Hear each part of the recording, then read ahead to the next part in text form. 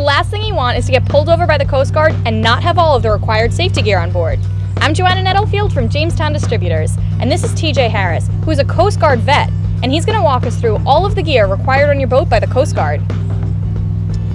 Some of the boat requirements slightly vary depending on the length of your boat, whether it's power or sail, commercial or recreational, and a lot of other factors. The requirements I'll go over today are for a center console boat under 26 feet with an outboard engine. Great, well, let's get started. This inspection is for boats at least 16 feet, but less than 26 feet with an outboard motor. The first requirement is for the state registration to be on board.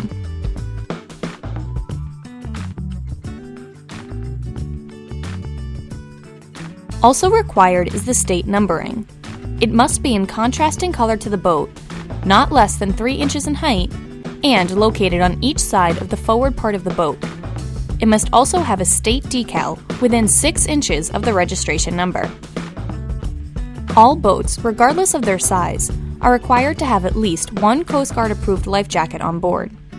Jackets cannot be stored in their original plastic bags and must be easily accessible. Remember, your life could depend on these one day, so make sure they are in good shape. In addition to standard life jackets, boats are also required to carry a Type 4 throwable PDF on board.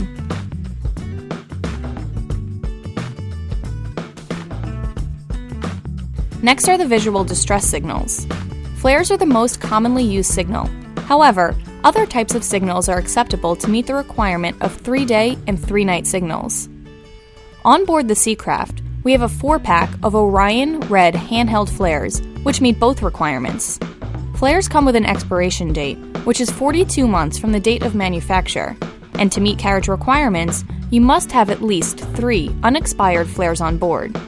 You may carry expired flares as backup, but they will not count towards the legal requirement. Next is the sound signal. Boats less than 39.4 feet in length must carry an efficient sound-producing device. This may be a bell, whistle, or air horn. Though guns, even pots and pans, can make a suitable sound signal useful in getting attention in an emergency, you should always carry the appropriate equipment. Now it's time to inspect the fire extinguisher. Boats 26 feet or shorter in length, with a fixed fuel tank, are required to carry at least one B1 type U.S. Coast Guard approved fire extinguisher. Check the status on the gauge and the date stamped on the bottom of the bottle for compliance. Finally are the navigation lights. These are only a requirement when operating at night, however, we suggest you check them anyway. If your boat has an inboard motor, marine sanitation device, or is larger than 26 feet, your requirements will be slightly different. For more details, you should visit uscgboating.org. It's better to be safe than sorry, and you'd hate to prematurely end a fun day on the water because of a lack of compliance.